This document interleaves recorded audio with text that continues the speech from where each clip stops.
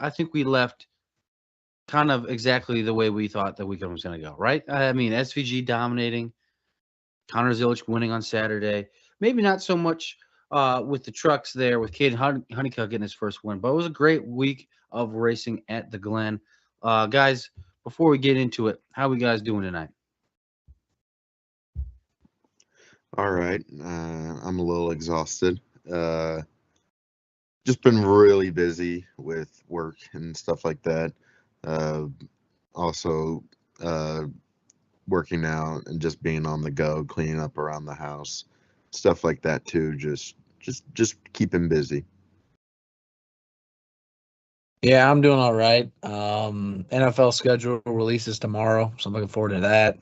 Um, my battery for my lawnmower died, and it hasn't been working, so I might have to fix that. So that's the issue at the moment. Other than the fact that obviously the reason why the only thing I've been doing this entire summer so far is just trying to find a job, honestly. But all in all, it's been very good, and the NASCAR season again rolls on.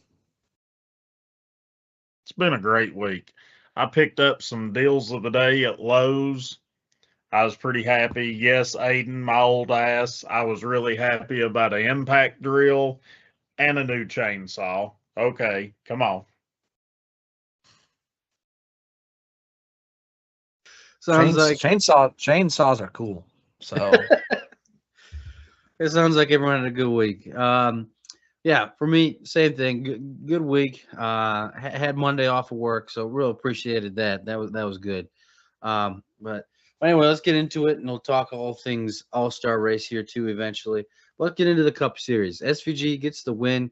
There was a lot of good strategy. I felt like in this race, a lot of strategy played out, and SVG stayed out as well as some other drivers.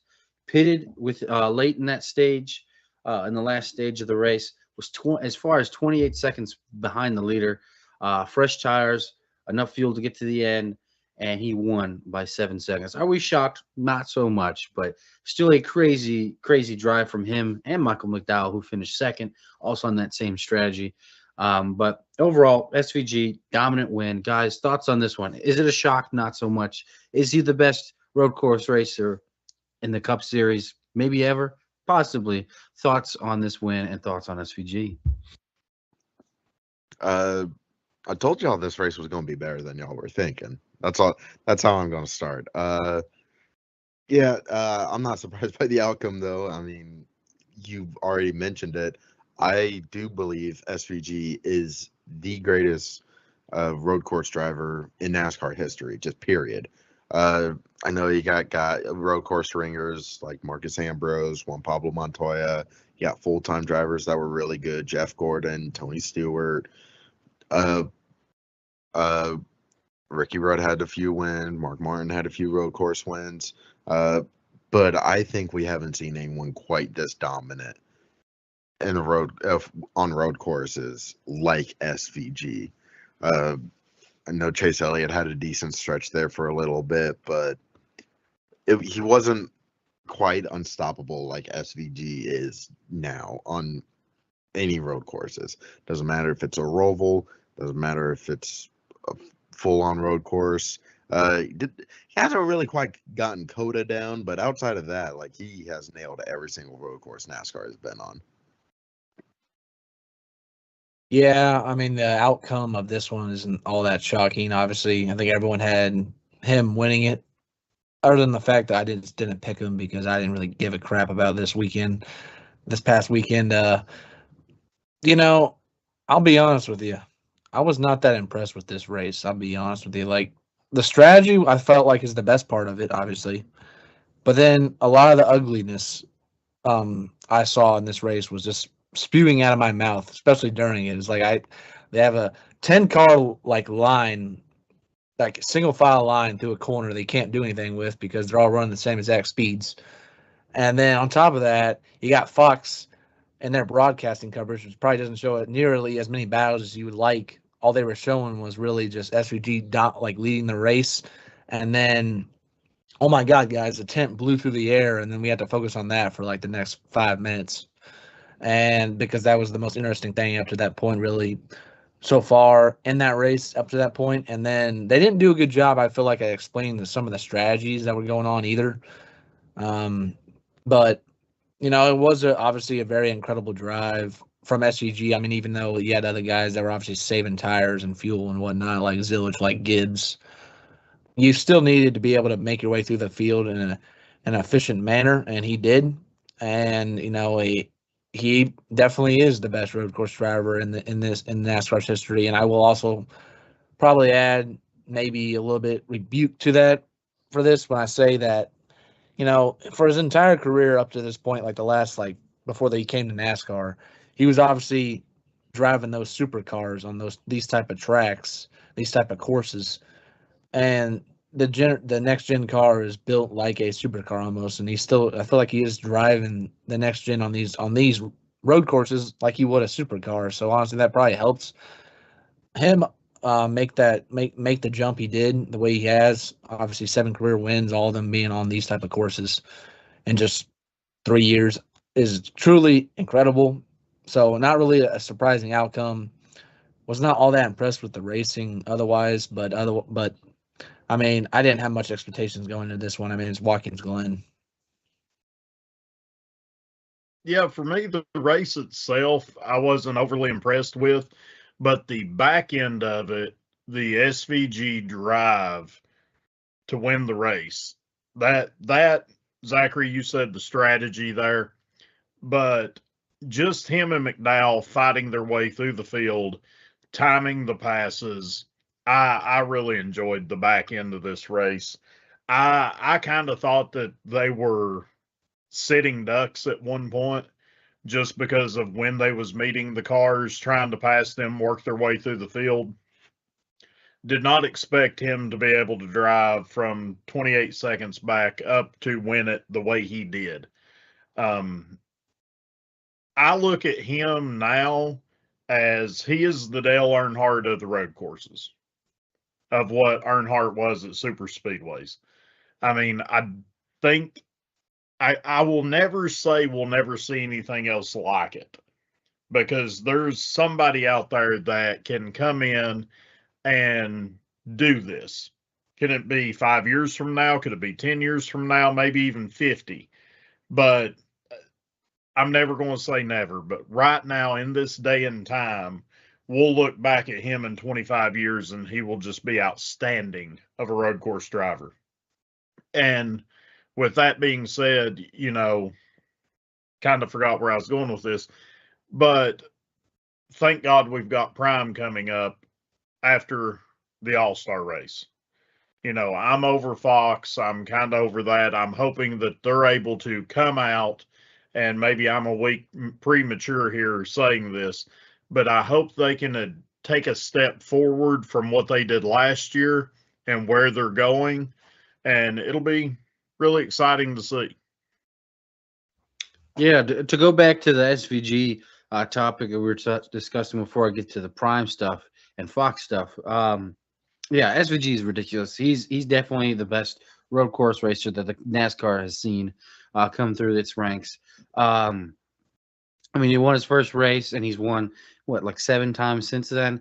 He's outstanding. And you know, I was listening to the Dale Jr. download today, and he was talking about what he does like to the car. Like obviously SVG has said on multiple occasions he doesn't like Fox, NBC, Prime, or any of the TV people putting cameras in his car to show his feet because excuse me, because what he could do with the clutch, he uses it as a weapon. It is not more of just changing gears like for other drivers.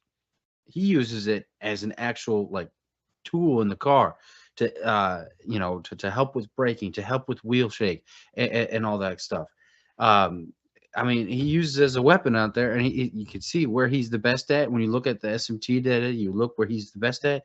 It's the braking zones, getting into the zones, getting out of it. He spends less time, you know, slowing down with those rather than the other guys. The other guys use a lot of engine brake, but you know what Dale Jr. is saying is a lot of guys, they were taught to use engine brake, with you know, using more of the clutch rather than the brake. You try not to use up the brake as much.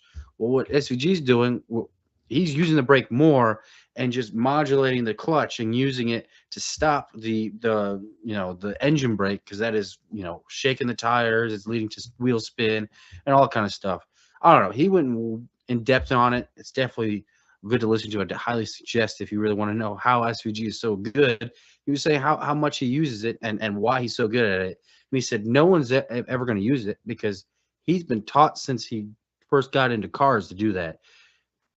There's no one else in the Cup Series, I really think, besides possibly Connor Zilic, that could learn that at this point in their career. And it's just a testament of how good he is, and he's just going to be outstanding on these road courses. Whatever course we go to, he's going to be the guy to beat. But anyway, talking about the things that TV had missed, and so did NASCAR.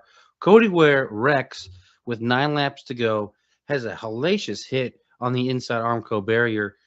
It should have been a caution, guys. Did you? If you guys saw it, if not, go to Twitter. It is everywhere on there.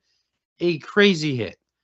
I'm shocked it was not a caution, but then again, it is NASCAR, so they probably didn't see it. So, guys, thoughts on this one, and should it have been a caution? Absolutely. It definitely should have been a caution. It was brutal. The first I saw the replay. I saw the wreck happen, and then like the next picture I see was the damage to the guardrail from the outside. Like he broke the guardrail. And this is one of those points where it's like, if I had a nickel for every time that Cody Ware had a horrible wreck in the winding moments at a road course track and NASCAR just did not throw the caution, I'd have 2 nickels, which isn't a lot, but it's weird it happened twice at this point. Yeah, this happened at Chicagoland is what I'm saying too. Like, had a brutal wreck. Well, that one was worse though. I'm not gonna lie, that one was way worse. But this one definitely should have been a caution. I mean, when you get that much damage, not to mention that barrier, that guardrail is now weaker. Like, if another car comes in and hits that guardrail again, that could be a major issue. It could snap. It could damage the car more. It can hurt the driver. Like, it could with the guardrail being an issue, that definitely should have been a caution. Cody Ware probably didn't feel too good afterwards either. That definitely should have been a caution. Yeah, I mean, you wouldn't think that Cody Ware, of all people, would be having a whole lot of like hard hits in his career, considering he always is typically in the back. But he's had some very big accidents. Like, I think, like, when this car came introduced, I remember he crashed at Texas and broke his ankle because he hit the outside wall so hard, and then came down to pit road and hit the pit road wall too. And obviously, the Chicago Street Race a couple years back, or actually not a couple years back, it was actually last year, how he crashed with 2 to go, and he crashed it so hard that the steering wheel ended up going forward, like pushing inwards because he hit it so hard. And then now this one, yeah, it should have been a caution. When I first saw it, obviously Fox didn't catch it right away. Like, they didn't catch him spinning and hitting that guardrail. What I saw was obviously the aftermath of it, where he just was coming back onto the track and he's just sitting there in like turn 7, I think is what it was, or whatever, how many turns that Watkins Glen has, but it was like the second to last turn, okay, of the course. And that's a pretty, if you think about it, that's actually kind of a pretty dangerous area for when cars are getting back up to speed, because they're just like obviously on the brake or off the gas, turning into that corner and then getting back on the gas to carry it forward. He was just sitting there in the middle of the track, and yeah, Aiden already said about the damage to that guardrail. It was pretty big. I mean, it definitely did mess it up. And, obviously at road courses, there's these things called like street course cautions. Sometimes that doesn't obviously mean that it's a full caution. It's just that there's an accident in that particular area. But I feel like this one definitely deserved to be a full course caution because of how big the hit was, on top of the fact that it damaged part of the racetrack. Now, maybe they didn't want to, you know, obviously they didn't see the damage to the guardrail unless you had the official down in the area that was like signaling to someone up above to say like, hey, we got to fix this part of the track because, you know, that car hit it so hard. But, you know, it is obviously a bad look for race control, but I mean, what isn't a bad look for race control at this point? They're never consistent with anything, but it should have definitely been a caution. Yeah, I feel like we sit here week to week and change our opinions on what they've done through the cautions. One week they throw it out for somebody brushing the wall or something that's totally idiotic. And then this week you've got one where there's a guy hit the wall head on and Cody Ware and never even done anything. And that's what really stemmed the safety is the head on wrecks. And what he was able to do to the guardrail and everything else, I expected it once you play it back. And the car come off the ground. Not fully, but it come off the ground when it made impact. I mean, you know just as well as I do, you hit anything, it's probably going to knock the breath out of you before you can regain your composure. Luckily, that was a big track. Luckily, he was towards the back of the field and out of harm's way at one point in time. But that doesn't justify not throwing a caution due to the safety of the driver. And had it been somebody other than Cody Ware, I do believe that they would have thrown the caution here. Or did they want to keep the story and the vibe of what SVG was doing with McDowell running through the field? Was that bigger than throwing the caution for Cody Ware? I don't know. And I feel like this is the second time that Cody's had a wreck, and I could be wrong, but I thought that he had a really bad wreck at Chicagoland, and they held the caution for quite a while before they ever threw the caution flag at Chicago. Not Chicagoland, but the road course. My bad. Yeah, I honestly think NASCAR just didn't see it because listening to what Door Bumper Clear said, like Freddie Kraft, the spotter for Bubba Wallace, he said they are right there by the tower. He said in that area, which is right between turn 6 and turn 7, the last two turns of Watkins Glen, it's kind of a blind spot. You could see the line, the racing groove, but anything to the, to the driver's right, you can't see. So they said you saw him all of a sudden spin, and then you just didn't see him. So they thought so if NASCAR saw that, they probably just thought he spun out. They probably didn't think he took a hellacious hit to that inside wall and destroyed the wall. But at the same time, you are NASCAR. You're the biggest, motorsport in the in North America, probably the world. And you do not have corner workers that you could trust, like you more than just a local yellow. Like you should be able to say, hey, is it good to stay green? Like you should take one look at that hit and be like, that's a yellow. Just put out the yellow, not just for the driver's safety, but overall the track. Like Aiden said earlier, like if another car hits that car could go to the infield. That would be ridiculous. That'd be totally unsafe. And if you look at the picture on Twitter, it's a hill and it goes down to look at a little ravine. So if another driver to hit that and break that wall, they're going down like a 10-foot ravine. And that would be really bad. So I don't know. I think NASCAR has got, they know they probably messed up in that situation, looking back at it. And I just hope that they get better corner workers that would, that they could trust to make a call there. Because if NASCAR can't see that, at the same time, you have corner workers. You also have cameras. You also have TV. Not that Fox caught it because they didn't. We didn't see it until we saw on Twitter, and I'll get to that. But yeah, NASCAR's just got to be better in that situation. Another thing that I kind of alluded to there was a lot of other accidents and wrecks that Fox just totally didn't cover. You would see, they'd be like, oh, so-and-so spun out. They show them stopped on track, and then we'd move right on. We don't see a replay of it. Cole Custer ended up catching and spinning out, Josh Berry. Josh Berry tried spinning out Carson Hocevar. Carson Hocevar then went out and spun Josh Berry. There was obviously an incident with Bubba Wallace. That one's some bullshit. I'm not a fan of John Henry Nemechek. He's now on level with Austin Dillon. He's on my shit list. We'll get to that one later. But there was plenty of accidents. I think there was like 4 or 5 of them that TV just did not cover whatsoever. But yes, like what Aiden said earlier, they were covering that tent though. They loved that tent. They kept that on screen for a while there. So guys, thoughts on all the issues that Fox had and missing all these wrecks? Didn't give us any feedback. We all had to go to Twitter the next couple hours after the race to even figure out what happened.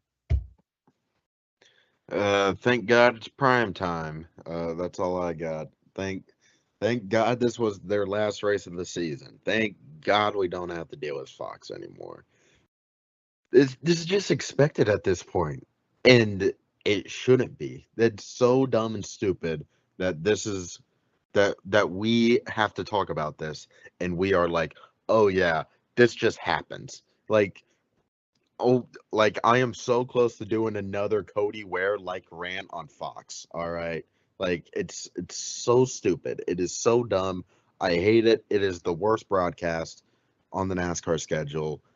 I'm just sick of it. I'm just sick of it, and thankfully we don't have to deal with it for a while now. Thank God. At least, you don't have to deal like with it past this weekend, because obviously in terms of points races, yeah, they're not covering any more points races. This is a non-points event that's coming up. That's their final broadcast of the year. And I talked about it when I was talking about my overall thoughts of that race. I didn't particularly enjoy it. I never typically do enjoy road course racing other than the Circuit of the Americas. I enjoy that part.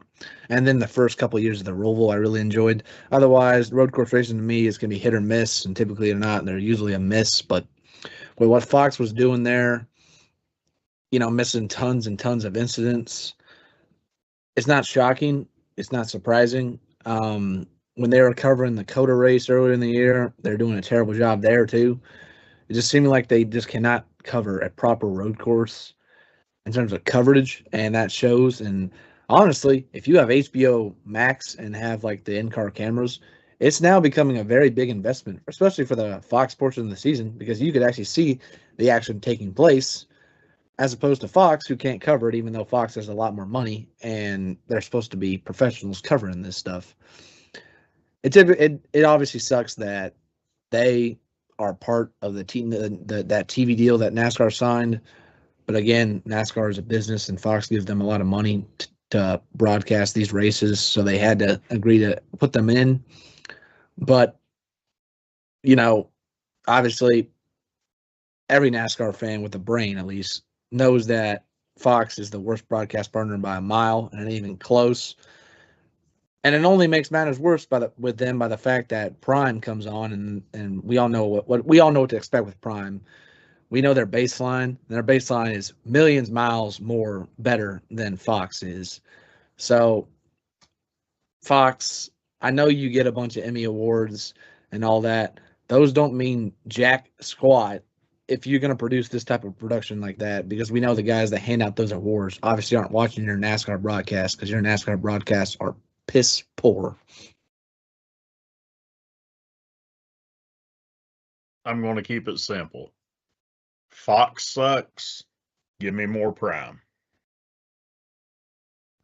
Great statement there, Bunny. Great statement. Everyone knows it's true except Fox, because they don't want to fix it. Yeah. But you guys said everything I'd want to say. So let's move on and talk about the O'Reilly Auto Parts series. Connor Zilisch gets the win in a fantastic final lap between him and his best friend, Jesse Love. Jesse Love makes a mistake on the last corner, overdrives it, opens the door for Connor Zilisch to pounce on it, and he gets the win. After the race, Connor Zilisch, he was obviously happy he got the win. Said he was owed some from his buddy Jesse Love there, because they've had some fantastic battles, a little bit of a rivalry, if you say, between the two guys. But then Jesse Love said, man, he just lost the mental wherewithal to complete that final lap. He didn't think he was that close. Then he realized it, made a mistake, and opened the door for Connor Zilisch to get the win. Guys, thoughts on this race and thoughts on the finish and the win for Connor Zilisch?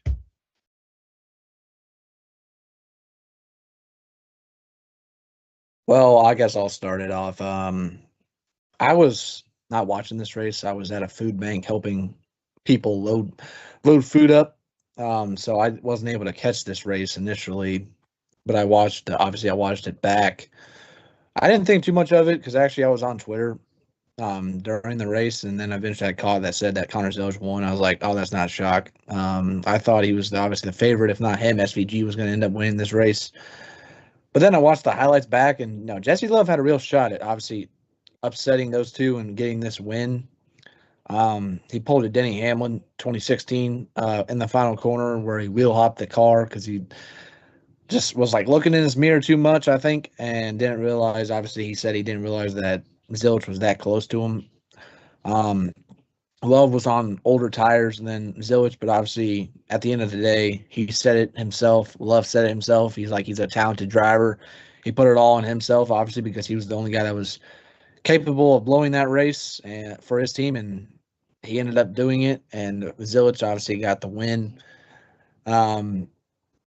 Yeah, I mean, obviously, congrats to Connor Zilisch on another O'Reilly win. Again, it's been really tough sledding in the Cup Series so far. So anytime he can find some positive, any type of positivity in his racing, obviously, is a good thing for him. Jesse Love was really hard on himself again. I saw that obviously Connor Zilich's mom, believe it or not, came over and gave him like a hug afterwards after he hopped out of his car and just telling him something. And then, yeah, he said like he put a lot of pride in himself trying to get better at these road courses, and he gave the win away. And it is a tough scene. I never like to see guys be so tough on themselves. That's why like when Bubba Wallace gets tough on himself, I'm like, when it's definitely not deserved. Like if he makes a mistake, then yeah, he definitely needs to own up to that. But I mean, if he just like you should never apologize for going too hard. Obviously, for better results, in my opinion. So obviously, Jesse Love, it sucks that you lost the race like that in the final turn. But at the end of the day, you are a champion. You have won races. There are going to be better days ahead, and you're going to eventually, obviously, if not this. I think he is going to get a Cup ride at some point real soon. So better things are ahead for you in the future. Don't worry about this one race holding you back. I think Love is worried about having to play second fiddle to Zilisch his entire career. And I kind of look at it as Zilisch right now is probably the best young JV player that's out there. And he got called up to the big leagues. He's struggling a little bit. But I'm hoping that this kind of rejuvenates his, flow, whatever you want to call it, but helps him take it to Sunday. And the one thing I don't like about this was Zilisch coming back is the difference in the cars. That's the one thing that bothers me. Track time's track time. It is what it is. I really like the end of this race also, just seeing them two guys and what Zilisch done to pass Love. But in my opinion, I think Love is always going to be second best. He did win the championship under those rules, but you kind of got an asterisk beside it. And I hate that for Love, but big win here for Zilisch, and we'll see what happens. Yeah, I think these two are going to battle throughout their entire careers. It's only a matter of time until Jesse Love moves up to the Cup Series like you guys are talking about. There's rumors he might be in it next year in the couple rides. But, yeah, these two, they're great friends, grown up racing each other, and they're going to keep racing each other hard. They always put on a good show when it's them two racing for the win. Like you said, Jesse Love's got that asterisk next to his championship win. I'm sure this year is not going the way he wants to. He obviously wants to defend his title. He probably wants to win a title this year. Like, hey, I can win it in this series too, in this format, the right way, I guess you could say. But this one, obviously, you could tell he's also put a lot into the road course racing over the offseason. He did a lot of I think he did something with Australian Supercars, I want to say, in the offseason. He did a couple races with them. But, yeah, he's done a lot to get there. But, yeah, there was a great race between these two, the great battle for the end. But, yeah, Moving on, let's talk about the Truck Series. Caden Honeycutt gets his first career victory in the Truck Series. Had some struggles early in the race, fought his way back up to the front, and then gets the win late with a couple restarts there late. Gets the win. Guys, thoughts on this one? Good for Honeycutt.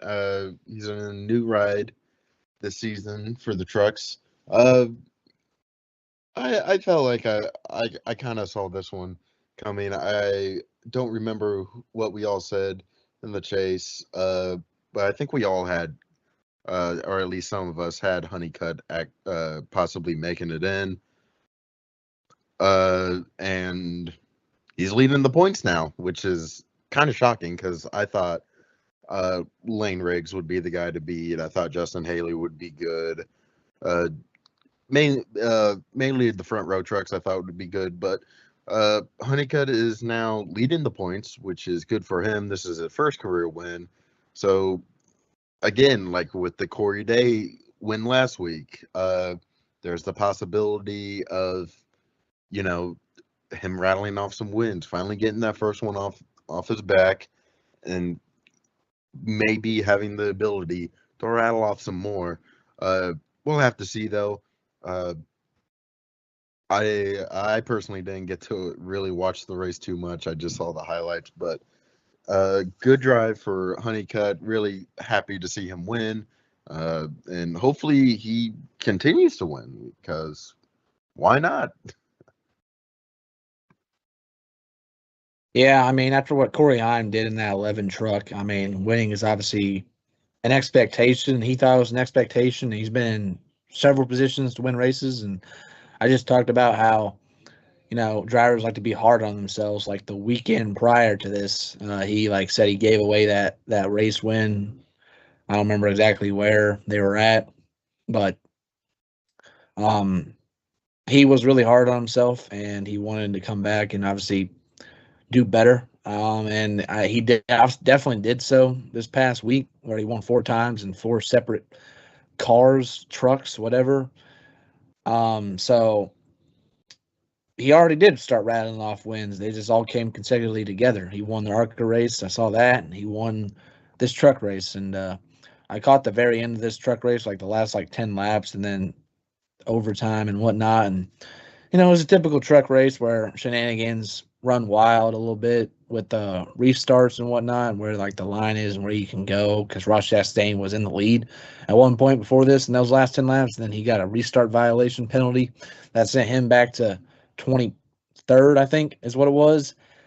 And you know, Caden Honeycutt made the least amount of mistakes at the end there, and he was able to pick up the win. He also he didn't have to. He had to sweat it a little bit because Connor Zillich was behind him in second place, so he was going to make sure that he was going to give it his all on that last lap and make sure that Honeycutt was going to actually, you know, hit his marks, and he did, and he ended up coming home with the trophy.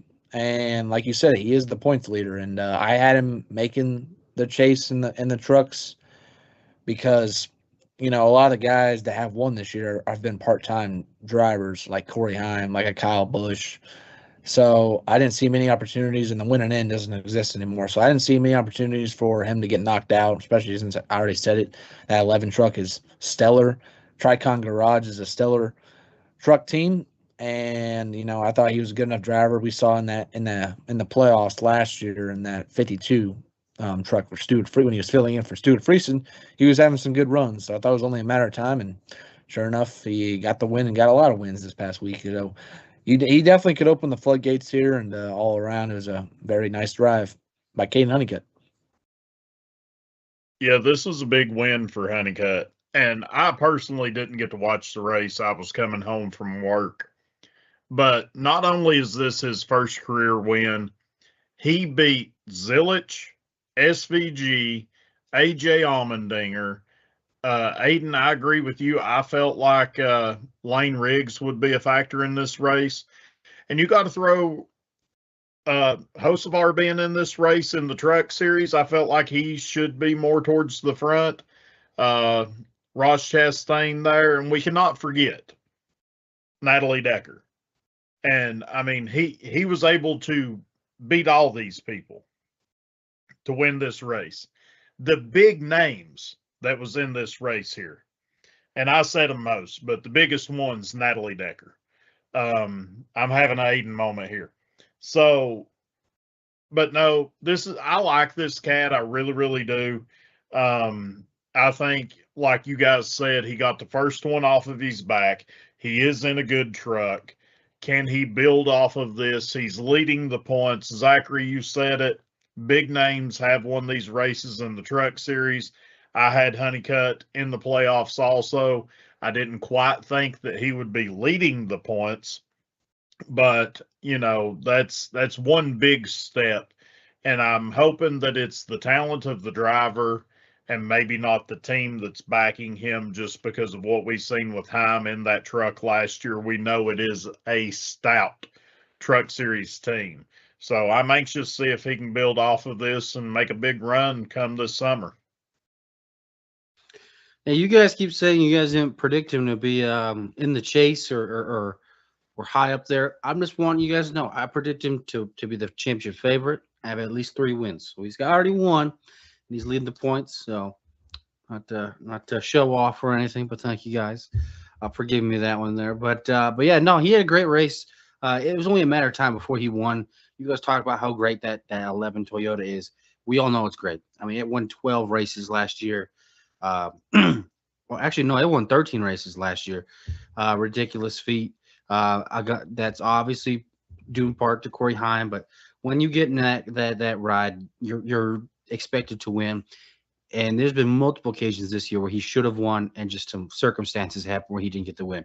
This one finally goes his way, and I think the floodgates are going to open. Not only did he get 1 win this weekend, he got 4. He got 2 late model wins. He picked up the ARCA win, and he got this win. And I think more wins are on his way for the truck series. And it's only a matter of time before he starts getting rides in other series. And, we'll see from there what goes on for him and his career. Moving on, let's get to news around the garage. Start off like we always do and talk about the points. This is the point standings as it looks now after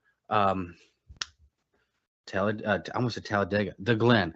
Tyler Reddick is in first. Second, Denny Hamlin. Third, Chase Elliott. Fourth, Ryan Blaney. Fifth, Chris Buescher. Sixth, Ty Gibbs. Seventh, Carson Hocevar.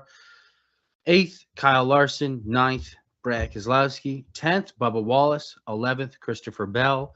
12th, William Byron. 13th, Ryan Preece. 14th, Daniel Suarez. 15th, Austin Cindric. 16th, the winner, Shane Van Gisbergen.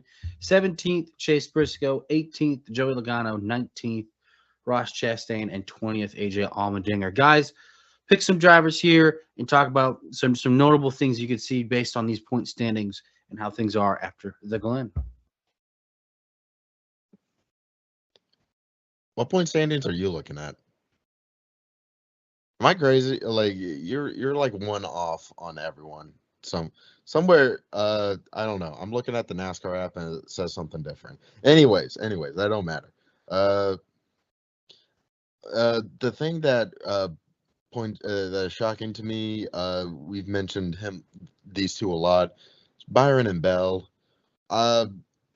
They started. I felt like last time we talked about them, we mentioned they're not been that great, but I think we all still kind of expected them to like at least turn it up to eventually, to at least like next time we talk about them to at least start rattling off some good finishes and possibly a win. These two have not been close. Like I get their 11th and 12th. To be fair, that's a dream season for some drivers, but when you're driving a Joe Gibbs car and a Rick Hendrick car, yeah, that's bad. That's bad. I don't know what is going on with those two. We all thought they were championship contenders. I wanted to also shout out Daniel Suarez, still riding in 14th, still is not going anywhere, and is still in a good spot right now. With the points, he's been killing it. We all thought he'd have a terrible down year and wouldn't compete or would struggle, but that has not happened. He is currently in a chase spot, shockingly enough. And then the last guy I want to talk about is the guy in 31st, Josh Berry. Berry all the way down in 31st. We all expected better. Now, we didn't expect like championship contender, but when you're coming off a season where you got your first career win, you made the chase, we kind of expected more. Even without the win, he still would have finished like 20th or 21st in points, somewhere around there. But he is sitting 31st, and that 21 car just hasn't shown a lot of speed this year. Yeah, from one Penske guy to another Penske guy that I want to point out, and the guy's had a terrible month, and that's Joey Logano here in 18th. He has finished 30th or worse in 4 straight races, and I saw where they pointed out how that hasn't happened in Logano's career since he was a rookie all the way back in 2009, I believe, is when he was a rookie. His rookie year was. That's right. It's took him this long, but 14 years later, he's doing the exact same thing he did as a rookie, which is where he's finishing 30th or worse. He did that, by the way, he did that twice in a 4-race stretch in his first 10 races. So 8 of the races, he was finishing 30th or worse. And now here, with the new format and where it's rewarding you for being more consistent with your finishes, that 22 team is finding every which way to run poorly, whether it's off of speed, whether it's off of bad luck, or whether it's just all the above. It's all the above, probably. He is stuck here in 18th, and the reason why people around the bubble get concerned about going to a road course is, number one, they might not be that good at a road course, but number two is SVG climbing all the way from 19th to 16th because he dominated so much, because he won the race, climbed 3 spots in the points, and now Logano is all the way back in 18th place. Next guy, I'm jumping up here on the list real quick just to want to talk about him because I don't think he gets enough love. He's always been an underrated guy. That's Chris Buescher. Again, I had him in making the chase because of how consistent he is. He's done that and much, much more. He's been getting stage points. He's been running solid throughout the entire race. This past week, he was very good, just being around like that top 10. And sure enough, he's still holding here in 5th place. He's ahead of some other guys that you would think he wouldn't be. Like, he's ahead of Kyle Larson. He's ahead of William Byron. He's ahead of Christopher Bell. So this format, you know, Chase Elliott fans will say plays into his hands. The format obviously still plays into Buescher's hands. It's that he drives for an RFK car, so he doesn't get as much love. But I felt like he deserved it, so I'm going to give it to him right there. And then the last guy I want to point out here is it's probably gonna be Michael McDowell. He has been kind of struggling compared to some of his other teammates. Like Suarez is obviously in the chase right now. Hocevar's solidly in the chase right now. He's not. He's in 21st. And, you know, he needed a good run this past weekend. He got it. If SVG wasn't in the field, he probably was going to win that race. So, you know, he just needs to continue that team and himself. He's had questions about whether or not he's going to retire because he's getting up there in age somewhat. He's in his mid-40s. He shut that down completely. He said he still has a couple years left, I think, on his contract, and he's still all committed to run for Spire Motorsports. And Spire Motorsports, again, we've mentioned in the past how they're a rising team. He's a solid, steady veteran. He needs to continue to get these solid finishes. This past weekend, hopefully, was a stepping boost to him towards making a stronger push towards that chase cut line. Yeah, I'm going to add on to the Chris Buescher because I had him as one of my guys too. And for me, I knew he was there, but it was very quietly that he's sitting there in fifth place. Then I got to looking back. He has not finished outside the top 25 at all this year and only had 2 races outside the top 20. So, I mean, for me, I've seen him there. I know he's there, but I don't think about him. I agree. Give him some love. My other guy is Kyle Larson. Larson's sitting here in 8th, not sweating him not making the playoffs. He'll hit the summer months. He's going to hopefully turn this shithole of a season that he's having ahead, but he's got 5 races outside of the top 30. He finished 32nd at Atlanta, Darlington, 40th at Dega, 34th at Texas, and 23rd he did have at the Glen this weekend. So that's not that championship team that we've seen here in the most recent past, especially since he's been with Hendrick. And this has been a down year for him. Do I think he comes out of it? Yes. But thank God when you get to the chase, the points reset, or he's sitting there already 235 points out. Like, he's going to have to start clawing his way back up.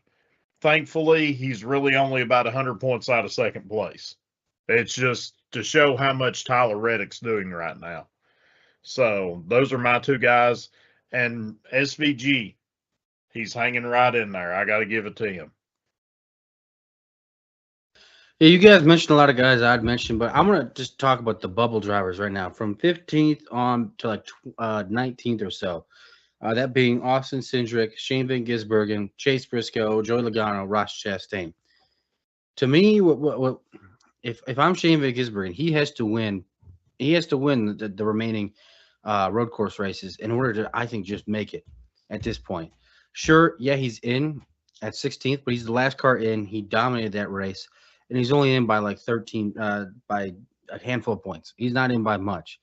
And Chase Briscoe, that 19 team has started to turn it on here lately, and they're just going to continue getting better. We've seen them last year be a championship favorite. This year going in, they were a championship favorite. Things just haven't gone their way this year. I think he gets a lot better. Joe Logano, as much as I'm not a fan of his, and I don't think any of us here are, he's going to figure it out at some point. Penske and the 22, they're going to figure it out at some point. We've seen how dominant Ryan Blaney could be at times. You don't really think that there's only going to be one car in that stable that's going to make it, right? And then Ross Chastain. I think he's in the same boat as Shane Van Gisbergen.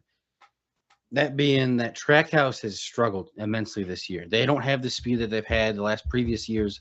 It seems like to me they've kind of just whatever they had in 2022 when they came out of the gates with this next-gen car, and they were really good in 2022, 2023. You know, Ross Chastain finishing second in the championship one year. They kind of just haven't evolved from that team in that year. They haven't really gained much speed from there. They'll pop off a win here or there. Obviously, that's not counting SVG at the road courses, but I'm talking about Ross Chastain or when Daniel Suarez is on the team. They get a win here or there, but most of the time, they've just never had a dominant win. And I'm a little worried if I'm them. Not only just Shane Van Gisbergen making it, but Ross Chastain sitting there 19th. We all thought he'd be a top 15 driver for sure. On the top half of that, probably like around 10th or so, but he just has not had the speed at all this year. And then Austin Cindric, for me, it's more of a good thing for him. I didn't have him making the chase this year in my predictions. I just didn't see it out of him. And this last month, he's been really good. He's been solidly up in the top dozen or so, and slowly but surely making his way up throughout the standings. And if he could just keep that up, and him being a Penske driver, that Penske team, I'm not going to say a win's coming with Austin Cindric because I don't think he gets one this year, but he's going to get top 10s in that ride. He should be getting top 10s in that ride. And he's getting there. He's getting better. It's just, I think you look at this and that bubble, there's a lot of drivers that you do not expect to be down there. And I don't want anything to do with it down there. Like if I'm 10th or on back, like really, I am doing. I mean, obviously you are, but like, just you got to keep the gas down, man. You cannot have any more issues. If you're Bubba Wallace, Christopher Bell, William Byron, Ryan Preece, Suarez, you cannot have issues. You do not want to be back here at this point because it is a hornet's nest back here. You do not want to find yourself back here. And I'm looking forward to watching the last handful of races here and what happens with the bubble drivers here towards the back. Anyway, let's move on to other news. That being that Ricky Stenhouse Jr. re-signs with Hayek Motorsports and that 47 team. A team that was rumored that was possibly going to sell its charter. Charters are at an all-time high in terms of value, upwards of $80 million. if not more, or I'm not sure, but that was the last number I heard with the new charter agreement. It was thought and believed that this team, Hayek, small single car team, doesn't really have much affiliation with any bigger team, that they were possibly going to sell. But that does not look like to be the case anymore with Ricky Stenhouse Jr. re-signing with Hayek. Guys, thoughts on this one? I'm kind of surprised, not with the fact that Stenhouse is re-signing with him or that they re-signed Stenhouse, but with the fact that if they're re-signing him to multi-year deal, they don't plan on shutting down. And I thought they would shut down. I think a lot of us did. We know they lost a lot of sponsorship when Kroger left. They rebranded from JTD Doherty Racing to just Hayek Racing. So I personally was more shocked with the fact that them doing this kind of solidifies they might be sticking around a little bit longer than we originally think. Now, obviously, this could change and they just collapse in on themselves next season, and it end up not mattering. But I think that's unlikely, and more likely they will still be around next season. So it was really just the fact that they are sticking around is what shocked me. Yeah, I, like several others, thought that Hayek Motorsports was heading towards a shutdown. It just made perfect sense. I mean, after they won that Daytona 500 like 3 years ago, and how they actually were running really well in that regular season, not just that win itself, but they also was finishing really well in terms of their standards. But ever since then, they've just kind of gone back to being like around like a 25th to 28th place team, it felt like. And for Stenhouse, it's a good and a bad thing. It's good that he gets paid and he gets to stay in the cup level with someone that he obviously trusts and has built a relationship with. But at the same time, you got to think that he's not going to get many opportunities to win a race other than those super speedway events. And, as much as people want to clown him for obviously being the Ricky Stenhouse he was in that one Daytona race, he does a pretty good job of taking care of his equipment, and he is a two-time nationwide champion. He won back-to-back titles, so he does have some talent. The bad side of it, though, is obviously, again, I don't think the team is all there. I don't know how much the team is buying in to running good and making the necessary improvements to do that. But, at the end of the day, NASCAR drivers, the main thing you want to do is secure your job. He did that. So I guess that side of things, it's good for him. But again, the performance for them needs to improve definitely if they want to do anything, especially compete towards the chase. Yeah, I agree with you guys. I mean, this was a good thing for Ricky Stenhouse, but as far as that team and Hayek Racing, I'm afraid that they're going to be another Rick Ware and kind of be just there amongst the field. And they've got a good driver. And I not taking anything away from Stenhouse, he's just since he left Roush, he's just kind of been there. He's just not had a whole lot of luck. He's won a couple of races, but I still think the driver's there. And I almost wonder if he wouldn't benefit for stepping down to the Xfinity Series and running out, kind of like some of the guys got done. We've seen Elliott Sadler do it for a couple of years, maybe. But big for him, Hayek, that team's going to be a car in the field, and that's basically going to be it. Yeah, I'm shocked at this one too, guys. I think everyone kind of is just because of where Hayek is as a team. Interesting to see that they're sticking around, but they say multi-year deal. I'm assuming it's a 2-year deal. Just that the way this team is structured, how they've been running lately, it makes sense if it's a 2-year. He gets one more year, then they see how they do that second year, and maybe then they reevaluate, maybe resell. But going on, Catherine Legg will attempt the double with the Indy 500 and the Coke 600. Something that we didn't see coming, but she's going to be attempting the double, attempting 1,100 miles. Guys, thoughts on Catherine Legg attempting the double? Good. I want to see more drivers attempt the double.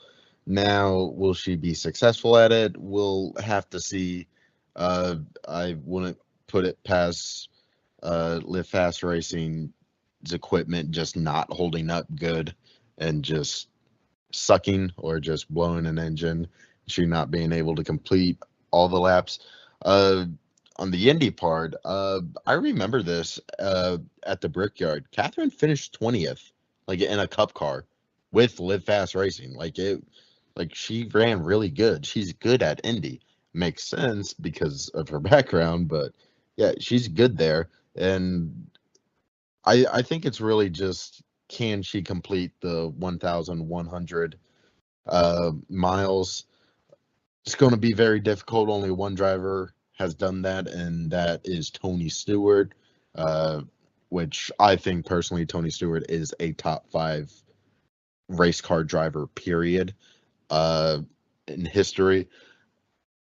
But yeah, it really just comes down to, can the Cup team hold on? Can the Cup team do good? Obviously, there's also the possibility she wrecks out at Indy, so that could just derail it before it even starts for her. But yeah, we'll have to see. I like seeing drivers do the double, try to do the double, and I want to see more of it.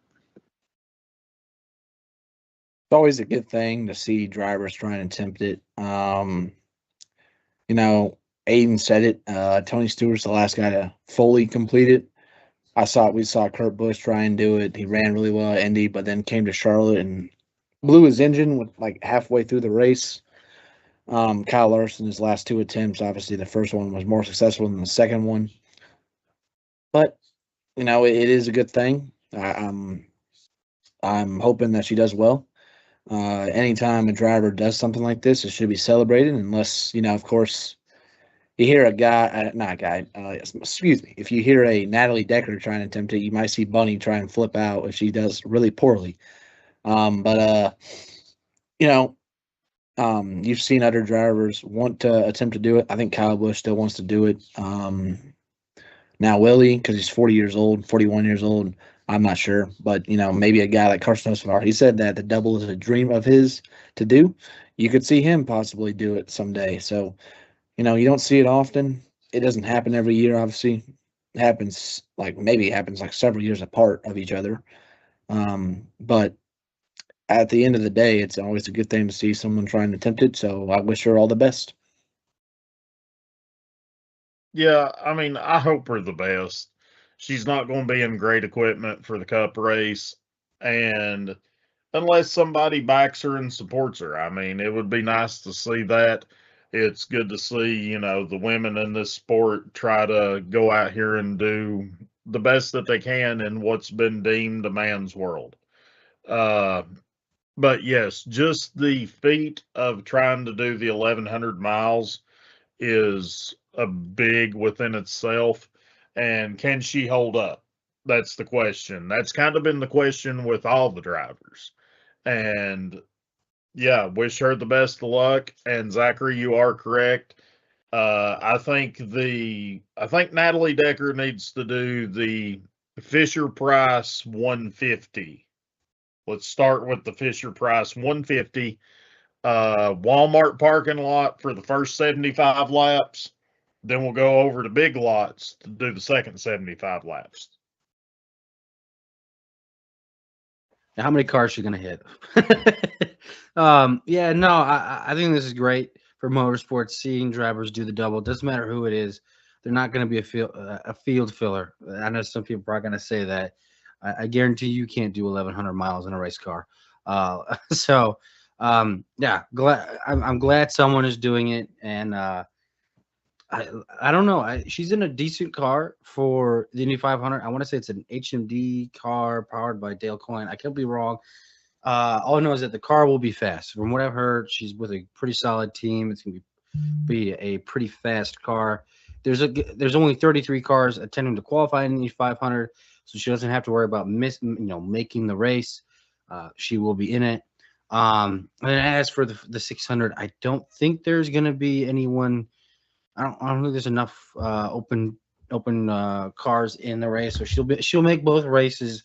It's just, is she going to have the issues that Kyle Larson had, rain, weather, and all that? And she has the possibility of running more miles than Kyle Larson did in both of his attempts. First attempt, rain affected his. He couldn't make it to the Coke 600. His second attempt, he wrecked out in both. So she's got the ability to surpass Kyle Larson in terms of miles driven on that day here coming up in 2 weeks. Let's move on and talk about Project 91. Yep, that's Trackhouse's extra car they bring every now and then. If you remember it, that's how SVG came into NASCAR Project 91. They had some other drivers, like Kimi Räikkönen, an F1 driver and champion. And then obviously they also had Helio Castroneves, an IndyCar driver and champion. The rumor, so Justin Marks said in the post-race interview that don't forget about Project 91. That's all I'll say. And he had a big old smile on his face. The rumor is that this Project 91 car will be racing at San Diego, and possibly Max Verstappen will be behind the wheel. That's the rumor. Obviously, if you look at all the dots, all the Red Bull ties, there's a good chance that, maybe it could be Max Verstappen, the premier F1, probably the biggest driver in the world in terms of race car drivers currently. Guys, thoughts on Project 91 being back, and thoughts on the rumor of it possibly being Max Verstappen? Project 91, let's go. I do like that it's back. I did really like all the drivers trying out NASCAR. When more drivers try out NASCAR, it's a good thing. Max Verstappen, I don't think it is, but if it is, that would be huge. That would be massive for the sport. I'm not gonna lie, if they can do that. Like I said, I don't think it is. My take is that it could be Helio Castroneves possibly trying it again the second time around. I know he tried in the Daytona 500. Didn't do well there. Maybe try a road course this time around. But nonetheless, if we get a driver like Max Verstappen in the 91 car, it'd be huge for the sport. Even if it isn't Max Verstappen and it's just some other driver from another series, that's still great. It makes viewers from that sport want to look over at NASCAR and be like, "Oh, wait, so and so is racing here. I'll check it out." Not to mention, if it is San Diego, that would be great too, because it's the first time we're racing here. It's a road course. I'm excited. I'm excited to see the future announcement on who it is, who it will be. Unless it's Danica Patrick, then I will literally not care at all. Yeah, I'm excited. For a long time now, racing fans, not just NASCAR fans, but racing fans in total, have been pushing for Max Verstappen to come to NASCAR. Outside of the fact that, there was a debate going on who was the best driver, all-around driver in the world, whether it was him, whether it was Kyle Larson. They've always been wanting him to come and do an actual event. And if he actually is the case, I mean, I'm all for it. I'm all for teams putting out cars like this, like the Project 91, being as exciting as it is, because you get so many different drivers that could be stepping into that car. You saw it in the past, SVG. You saw Kimi Räikkönen, Helio Castroneves. Just a whole different set of characters can be a part of that, and he could be him potentially being one of them is obviously great. And if it actually does end up being him, then the excitement is finally going to be paid off. We'll see how he can do if he actually is the driver. Hopefully Trackhouse can bring him a good race car, because I'd like to see him competing for obviously a very solid top 15 maybe, especially if it's a road course. Obviously I don't think it'd be an oval. So yeah, I mean, obviously you said San Diego was probably the place they'd probably bring it. I could see him competing very decently for a good finish. So I guess we'll just wait and see, but should be exciting if it actually is him. I'd love to see Verstappen there. I mean, that would be great for the sport. It would be great for Trackhouse. I do agree. I'm going to throw out a hot take. It's probably not going to be a hot take, but this guy didn't get to ride off into the sunset. He's been removed from NASCAR for a couple of years. He has been doing a lot out there in San Diego to help everything out. Kurt Busch, project number 91, comes back one-off race. He's cleared to do it. He feels good. He was on door bumper clear. Kurt Busch. I could see it. If it's not Max Verstappen, because like there's the whole thing. Reason why people think it might be Max Verstappen is because the whole Red Bull ties with Trackhouse. Trackhouse. Some of the guys, have talked to Max Verstappen. There's last year, Connor Zilch was at a F1 race with his Red Bull car from Trackhouse, and they were seen chatting together, talking about NASCAR and how much he'd like to do it one day.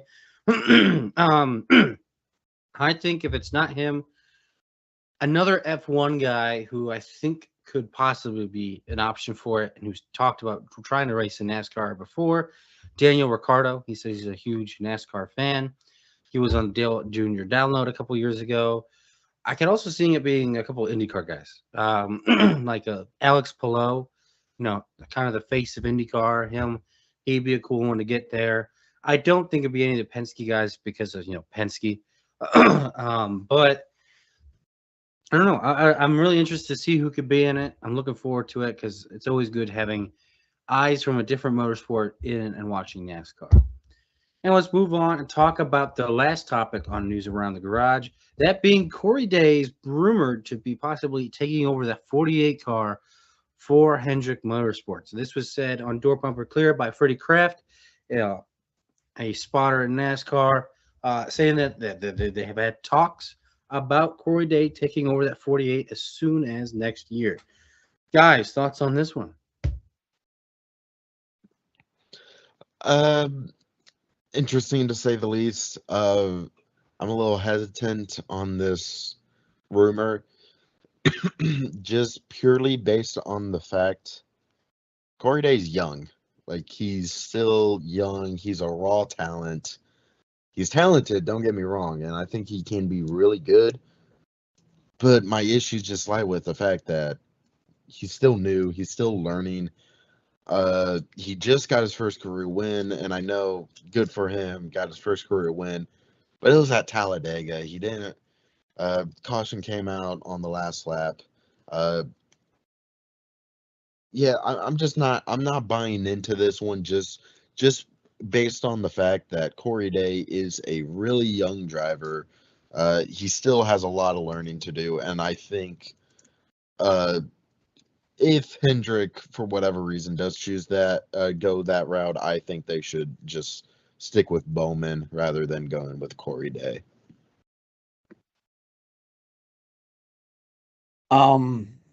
So, we were criticizing Corey Day early on in the O'Reilly season because he was making some mistakes, some very boneheaded mistakes, and he's learned from that, and he was running really well. Obviously, he had like 8 straight top 10s. He's been top 5 in points all year. And the biggest reason why people are pushing for this is because the O'Reilly car is not like the Cup car, the next gen car. So the earlier you can put him in, the better he's going to be able to learn and adapt to it. But he has only run the O'Reilly series for asphalt experience. He didn't run ARCA. He didn't run trucks. He's only run O'Reilly series going back to like last year and into this year, and he was not very good to start that his O'Reilly career at, because he's definitely blown expectations out of the water, to say the least, from last year to this year, because that you've seen that his growth. He does have a whole lot of potential, but in my opinion, it just makes sense for HMS to just re-sign Bowman for probably one more year, so that you can give him that he's the bridge guy to then put him in eventually, because obviously he was going to get Hendrick ride at some point because he's that Kyle Larson guy, and Jeff Gordon believes in his talent a lot. I don't want him to be rushed. Again, I know the O'Reilly car is different from the next gen. I get all that, but you kept talking about asphalt experience. He still has very little of it. And, if you want to point out to some of the recent examples, I mean, when Hocevar got brought up, I mean, Jeff Dickerson of Spire Motorsports pointed out how they took a big risk of doing that. He probably wasn't all that ready for Cup, but Spire has deeper pockets than basically anybody in the field, so they were able to eat that with the amount of mistakes he was making and the crashes that he was going to cause because he was trying to learn. Hendrick isn't reckless, and he's going to make the best decision possible. I will say, obviously, since this is May and going into June, this is when plans tend to be finalized more and more for what your ride's going to be next year, especially if you're not like already a lockdown guy to re-sign with your own team. Think of obviously Blaney, Larson, those guys, you tend to see get locked up and you don't hear anything about it. But obviously that 48 car has been in question for some time, who the driver was going to be, going all the way back to probably like 2020. So just another guy in the fold, but I think Hendrick should wait for another year, and then put him in. 99% of the time I would agree with you guys on that. Hendrick's got his guy. And Aiden, you was talking about the age. Zilich is 19, Day is 20. Zilich spent one full season in the Cups or in the O'Reilly series before moving to Cup. Is it paying off for him this year? No. Is Trackhouse going to support him? Yes. Is he going to pan out? Who knows? I mean, you got somebody like Gregson that come out of junior. He's sitting there in 30th in points. You've got Zilich, which is 32nd. Is he going to be any worse than some of these guys? Or is young and dumb maybe better than not right now? I mean, I kind of see it. I kind of see him putting him in it, go through the battle wounds. He's with the best team in NASCAR and fight through it. See what happens. I mean, Hendrick's been known to throw a few younger guys in there that's maybe not as seasoned before. Has it panned off? Sometimes it did, sometimes it didn't. He'll cut ties, and that'll be the end. He'll have to go somewhere else. But I really do think Corey Day will be in the 48 car next year. It'll be interesting to see what happens here, because part of me says, sure, you could put him in the car now, because if you look at the next gen car, it takes about 100 races for a driver to actually get that first win in NASCAR nowadays with this next gen car. It took a while for Ty Gibbs. It took a while for a lot of these drivers. It took them to their third year. And why wait another year and get the same out of Alex Bowman, probably, middle of the road guy. No offense to Alex Bowman and Alex Bowman fans, but we just haven't seen it consistently from him. And why not just put in a guy like Corey Day, who has all the talent in the world. He's a raw prospect, but put him in this car, let him learn the car. A couple seasons, you're probably going to end up in the same area of where Alex Bowman is. And then if he hits his stride right and he develops correctly, he won't be that fourth Hendrick car, that doomed fourth Hendrick car. There's a possibility, right? That's probably how they're looking at this one. Why wait another year and just put him in the car now when one of your driver's contract is up, and a driver that, you don't really know if you're going to sign him or not, and he's coming off a big injury. It makes sense, but at the same time, he's not ready. He doesn't deserve the seat yet. But at the same time, you could have said the same thing about Carson Hocevar a couple years ago when he was in the Truck Series. He won, 2 races that year, and all of a sudden he was lofted into the Spire Motorsports. Search Spire, a smaller team that wasn't on the up and up, did not, wasn't anywhere near where they are today. And Carson Hocevar has helped them be to what they are today. If it weren't for him, I don't think they'd be anywhere near as competitive as they are. Obviously, he just won a couple weeks ago at Talladega, his first ever Cup win. But Even Ryan Dickerson, their owner, has said we put him in the seat too early. Like there was definitely times where like, okay, yeah, this guy's not ready yet, but he had to learn the car. He had to learn his racecraft. And I think if you put in Corey Day in a Cup car, it's going to take him a while because he's going to have to learn his racecraft in the car. But he's got so much talent. You can see in other series that he runs. He's just got a lot of talent. It's just I said it earlier this year. He drives every lap 110%, which you should. But he does everything above and beyond. He needs to rein it back a little bit. And I think he's already done that late this year. Like he started off having those issues. He still consistently ran the top 10. Now he has a win. And he's fighting for that championship. He's up there in the points. It's just, I'll be shocked to see if they do it, but I really wouldn't. Actually, no, I wouldn't be shocked to see him do it. To me, it's just a bit too early at the current moment. All right, guys, let's move on to the awards ceremony.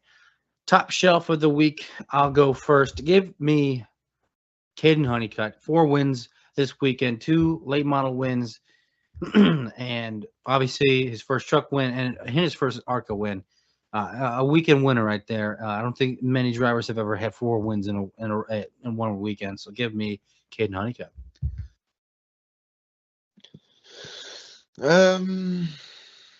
Bit of a tough one. I'll go the boring route. I'll go with, no. I'm gonna go with Connor Zillage. Why? He won the Xfinity race in exciting fashion. Not the Xfinity race, the O'Reilly race. Dang it! We're almost getting there. We're almost fixing it.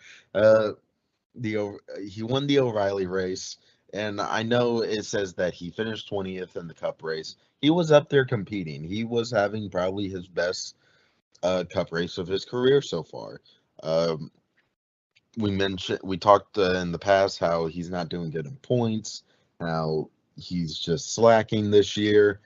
He's not lived up to the expectations, but for a little bit there at Watkins Glen, he was living up to them, and he had a good run.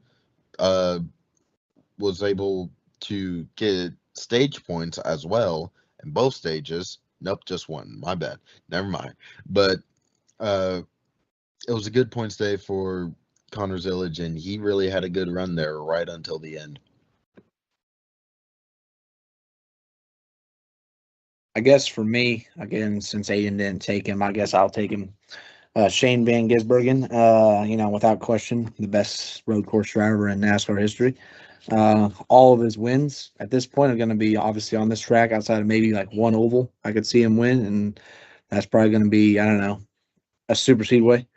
But, he just keeps setting records, keeps, surprising people with how good he is. And it really shouldn't be, but he came from 28 seconds back to win and did so in very fast fashion. Like they thought he was going to get there with 3 to 4 to go. He got there with 7, 8 to go and then drove off from there. And Rizzo got a win out of it because I didn't pick him. I didn't want to pick him, really. I didn't care about this weekend. Obviously, I think that showed when I picked Cody Ware. But otherwise, congrats to SCG on another win. Yeah, I'm going to double down with SVG here. Primarily, and I remembered the comment that I was going to make in the opening segment, is that this was one of 2 places that the NASCAR regulars, NASCAR of before SVG, Watkins Glen and Sonoma are the 2 tracks that all these other drivers have the most experience with, these race teams have the most data from, and he still went out there and whipped y'all's ass and beat you by 7 seconds after being behind 28. I mean, just kudos to him there for the weekend, but give it SVG. Great picks, guys. And now let's go over to the hangovers of the week. Mine is not really a hangover, but for me, I'm just going to make it because I don't like him. That's going to be John Nemechek, for his boneheaded move he did into turn 1 and dumping Bubba Wallace. What a fucking idiot. That guy. Not a fan. Not a fan. Not a fan at all. He's my hangover of the week. 29th in points. Yeah, John Nemechek, he's Gonna be honest, he's starting to overstate his welcome for me too. Like he's just getting annoying now. Like that, it's okay to suck, but don't be in the spotlight. And you've been in the spotlight like the last 3 weeks now. Now you're just annoying. Now you're just getting on my nerves. Hangover of the week. Give me Hendrick Motorsports as a whole. What happened? Now, Bowman sucks at road courses. He kind of has his entire career. That's not really surprising to me.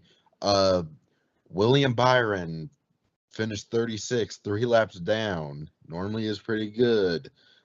Chase Elliott was once considered the best road course racer.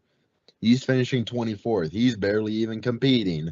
Kyle Larson, also at one point considered the best road course racer. He finished 23rd, barely even competing. What happened to Hendrick? What happened to them, especially on road courses? Like I mentioned, Bowman 25th, kind of expected. Byron had some issues, but Larson and Elliott being 23rd and 24th, that is unbelievable. That's shocking. That's shockingly bad. Yeah, nobody had a worse week than Hendrick, but somebody that left this weekend again, having us all question what the heck are they looking at, and that's race control. The Cody Ware incident, again, just another black eye for NASCAR and how they officiate these things. Now watch them overreact, and then like what Bunny said earlier, how you're going to see a car skim the wall, and they're going to call a caution because of what everyone's complaining about, how they didn't call a caution. They didn't call a caution for this one, even though this one's deserved, and that incident right there is probably not. So they're inconsistent, and you just wish that they weren't. But again, another failed attempt at trying to maintain control when it was clearly obvious this deserved a caution, and they didn't throw it.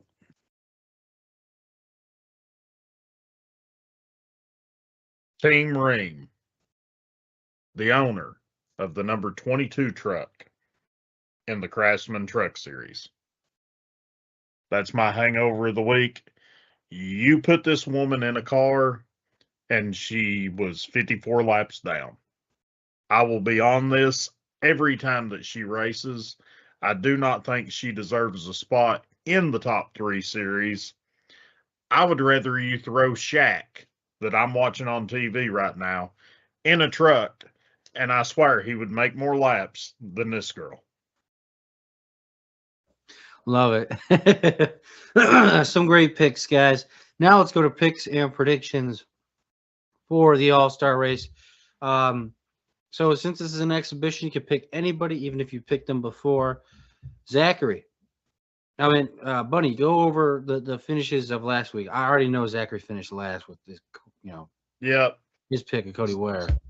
Zachary finished last with 37th place finish of Cody Ware. Third place was Aiden with Zilich finishing 20th. I was the runner-up with McDowell in the runner-up finish. And Rizzo, you won the week with SVG. And the standings are me, Aiden, and Rizzo all tied at 4 heading into the All-Star break. Zachary's still got 0. Zachary, is that going to change this week? Let's see who you got. Yeah, I mean, it's an all-star race. I don't really like it that it's at Dover, but there's obviously a select few that you can pick from because these guys, there's typically a select few that always run well. And, I got to pick a guy that's already in the field, and he won it last year. So give me Denny Hamlin. Great pick. That's who I was alluding to before the show. If you didn't pick him first, that was a dumb move. My turn now. God, why does Dover just have to suck? Dang it. I don't care. Like, I really could not care any more or any less. But I'm going with a driver at Dover that has had success here in the past. I know that some people might think I'm going to go with Tyler Reddick. No, Reddick is actually historically not good here, and he's actually struggled on the shorter tracks this season. I'm going with Chase Elliott.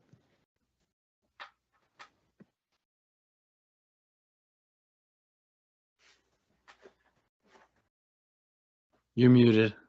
Since you went with Elliott, I'm going up with the runner-up finisher last year. Give me Briscoe. Dang, I didn't think anyone was going to go Briscoe. I really didn't. I thought I was going to have Briscoe. Great pick. Oh man, I guess that'll leave me with someone who's had some terrible luck this year. When it comes just in general, he's had terrible luck this year. He's had winning speed multiple places. He's been good here in the past. Give me Christopher Bell. Some great picks, guys. Now let's go on to our predictions of the All-Star race. I'll start it off. It's going to be a completely boring race, in my opinion, even if you put the All-Star race on it. 350 total laps for an All-Star race at 2 o'clock in the afternoon. This does not sound like a recipe for success. Yeah, Aiden's sighing over here. He does not look happy about it. I don't – at this point, what NASCAR should do with the All-Star race is not have it. It's gotten to the point where it's outstayed its welcome. It's, the winner gets $1 million. The purse is $1 million. A winner at any other place really gets more than $1 million at this rate in NASCAR. So the whole $1 million winner is kind of, outdated. It's not really anything new. It's not a big, it is a big amount of money for us, right? But for these NASCAR drivers, a lot of these races, they have a bigger purse than that. At this point, Dover has just not put on great races.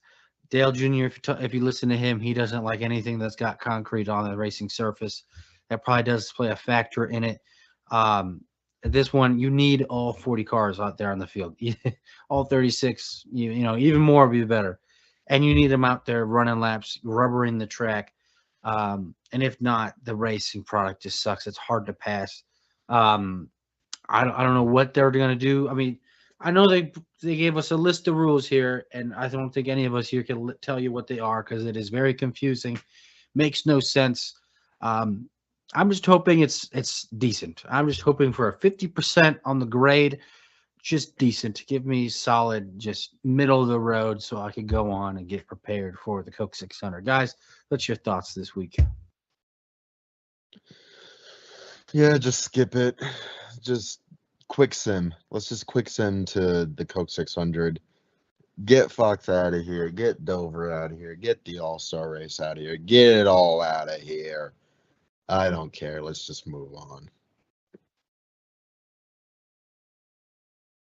Inflation has gotten so bad that I feel like we need to bump this reward up to like $3 million or something like that. They need to be worth something, honestly. I'm not saying $1 million is worthless. I'm just saying that standards have changed from the 90s to the 2020s, which is what we're in now. And the All-Star race for me has kind of just been a race that I just don't really look forward to. I never really have. It's cool to win the $1 million, but if you look at it, they took it away from Charlotte because people were complaining that they didn't want it to be stale and they wanted to move around. They brought it to Bristol one year. That didn't work. Brought it to North Wilkesboro to introduce it back into NASCAR. I thought that was a good idea. It really helped that area, I feel like. And now North Wilkesboro's got a points race, but now it's back at a track that makes no sense whatsoever in Dover. And Rizzo said it, like you need a lot of cars on the track, running a lot of laps to even get a product that you can push out the grooves. And I've heard they're going to put PJ1 all the way around the track, and I know how people feel about that. And people already don't hate concrete racetracks. The only good one I feel like we do have sometimes is Nashville. And, it has overstayed its welcome. I feel like if, you could honestly, people have argued for NASCAR to have multiple off weeks. If you want to get rid of the All-Star race and have another off week, this would probably obviously be the type of track you would take off, being the All-Star race, because it only pays $1 million and that's all you get. But for expectations wise, it ain't the greatest track in the world, and it doesn't produce the greatest racing, obviously. And because of that, it's kind of just going to be a middle of the road for me. I mean, we'll just wait and see, but I'm not expecting a whole lot, especially since they keep on condensing the format to make people want to tune out even before it even begins because of how confusing it gets. They just need to make it more simple. Yeah, go back to what it worked. Take it back to Charlotte. You actually have the teams' families there. They get to be at home for an extra week.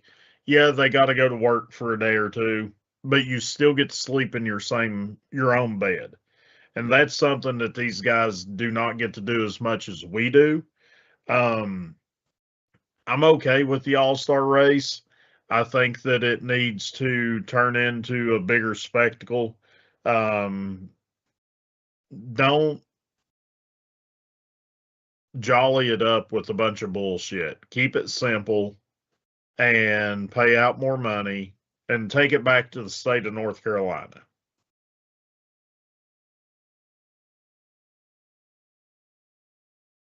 Yeah, I like what you guys said there. It just this race, it doesn't have its luster anymore, and it sucks because the history behind it just doesn't have it anymore, and it really does suck. Anyway, guys, let's go to guess the driver. Zachary, what do we have here today?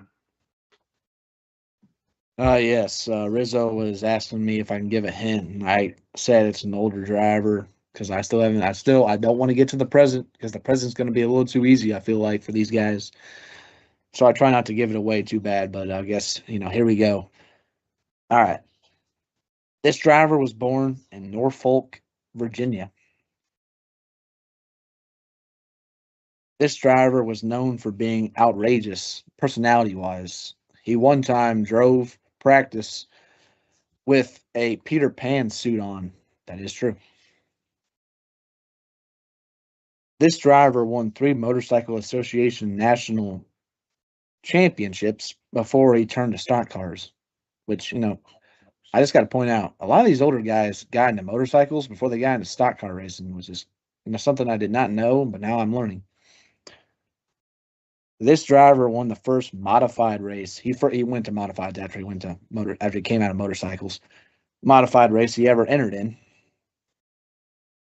This driver won 49 of the 83 car modified races that he entered that year. He won the modified national crown in 1952. This driver was partially responsible for help founding the racetrack that would later be known as Richmond International Raceway.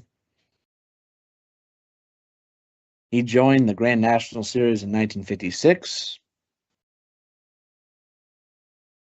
This driver won the championship in 1962 and 1963, but he couldn't find, his main team couldn't find sponsorship or enough resources to run the full season. So in order to run the full season, he jumped from ride to ride to do so. This driver's first win came at Nashville Fairgrounds in 1958. This driver sadly passed away at Riverside Raceway in 1964.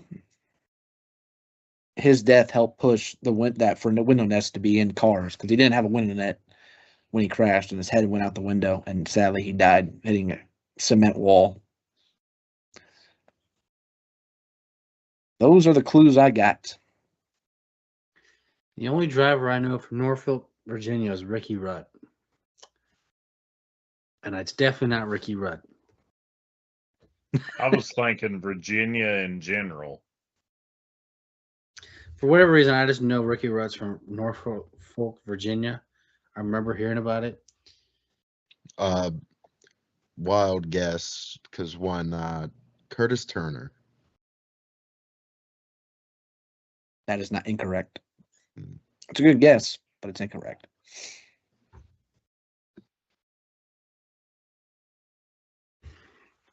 Yeah, I'm stumped on this one. This one's too old, I think. His owner for those championships was Bud Moore, but again, he couldn't find the resources to run the full season, so he had to jump from ride to ride sometimes in order to earn enough points. Should we know this driver? Like, he's in the record books, so he's up there. He is older. He is old, but obviously, if you don't know NASCAR history, wait, okay. Like I knew this driver. I knew this driver before I did this, so I mean, maybe you should know it. Maybe. After all, he Um, was a champion. I'm going with Red Byron. That is incorrect. Hey, that's the second week in a row you pull Red Byron. You're like, old driver, really old driver? Screw it, Red Byron. Wait, I did? I said that Yeah. last week? I didn't even know that, actually. I just thought it was funny, but like it's an old driver, and both times you just said Red Byron. Good guess, because might as well try it. Yeah, I mean, he is one of the more well-known older race This heads. guy is well known. Fireball Roberts. That No, is it's definitely incorrect. not. I know it's definitely not, but I just wanted to throw it out there. Yeah. First name Yeah. starts with a J. Jay. Joe? Is it Joe something? Maybe. I don't. Uh, Sometimes, yeah. Joe Weatherly. Oh, dang it. That's who it is. Yeah, that is correct. I just Yeah. gave you the win there, man. Thank you, Rizzo. You're real. I just started Yeah. saying Yeah, names. that is true. Yeah, I mean, sometimes he went by another nickname, but his name is obviously Joe Weatherly. And yeah, he won 25 times in his career for the short time he was racing, which is like only like 6 years. He won that many races. He won 2 championships. So, I mean, again, I knew him before I knew him before I researched him too. So I was like, I think he's the perfect guy I could do because I haven't done him yet. So I did. Bunny didn't even get to have a guess. No. No, he said Jay, and I was like, well, the guy that I had in my head was nowhere near that. I can't believe I gave you the dang answer. I was just starting naming names and see if something popped to my. I should have been on mute. He said Jay. Jay, And my Joe, first thought John? was actually Junior Johnson. And Dude, I knew thought that the I same knew that thing. wasn't right. I knew that Yeah. wasn't right. And then you said Joe's like, I mean, he raced Oh, against Junior Johnson. Weatherly. Yeah. As soon as you said it, I'm like, that's it. That's it. I've heard the driver, I've heard the name, and so once he said it, I was like, that's got to be who it is. But Yeah. with Aiden's win, that means me, Aiden, and technically Zachary are all tied at 2 wins apiece for this segment. Bunny, you have, yep, that's right. You got 0. I thought you'd be on the board already. No. I just need to get some racing lore that he just knows, and then maybe Find someone from Tennessee. He'll get on Maybe he'll get it. Daryl Waltrip and Trevor Bain. That's about all we got. I was about to say Trevor Bain too. Well, one day I'll pull out the Natalie Decker card, and if you don't get it, I'll be very disappointed. Yeah. I think if you end up doing that, I'll just let him get it. I think Aiden and I will agree. We'll just let him get it just so they can figure it out. Silent agreement. Yeah. Yeah. All right. Well, do you guys have anything to add, NASCAR news wise? Well, thank you all for tuning in. Well, I mean, hold up. There is one thing that we didn't really discuss. It broke earlier today, and it's the Chicago Street Race might be coming back to the NASCAR schedule. That's right. I did see that. I completely forgot about it. Yep. There's a rumor that it might be back. They said that it might be back, that it would be, NASCAR and the politics of Chicago will come together and see if he'll come back. They just wanted to take a hiatus, and it's looking like it's a possibility he'll be back. I don't know what that means for Chicagoland. I hope Chicagoland stays. I'm going to that race this year. Really looking forward to it. But yeah. Yeah, I hope Chicagoland stays too. I mean, I love Chicagoland, the track itself. I've been to it. And, with the Chicago Street Race, initially, obviously, they signed a 3-year deal. And then after they ran the 3 years, they wanted to go somewhere else and try it. San Diego became that spot, but they only signed a 1-year deal, obviously, for this year to run it.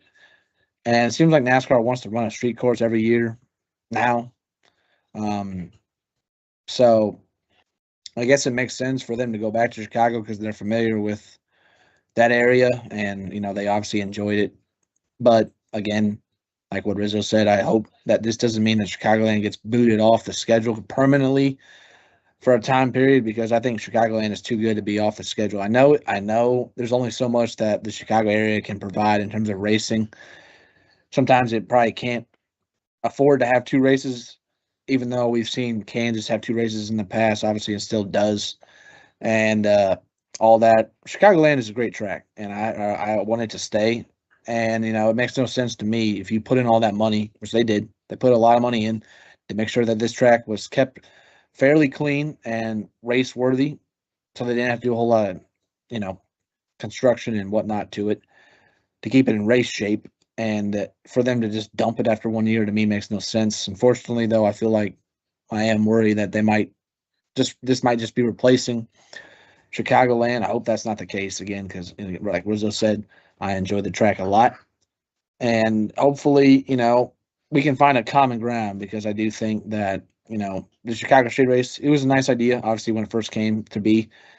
Sometimes you're not going to be involved in love with all the decisions NASCAR makes, but obviously they do want a street race, and Chicago is a decent area to have it in because it is such a big market. So, yeah, thank you for bringing that up, Zachary. Yeah, it's a good point to mention that. Hopefully, this doesn't mean the end for Chicagoland. It kind of had its hiatus there for a little while, but hopefully it sticks around, as much as I love that track. So, anyway, that'll be it from all of us here at Moonshiners Racing. I'm your host, Michael Rizzo, joined with Zachary Kendall, Aiden Forney, and Bunny. We'll see you guys next week when we talk all things about the All-Star race at Dover and get you prepared for the Coke 600 on Prime coming up soon. Looking forward to that. Thank you all for tuning in live and watching and listening later. We truly do appreciate it.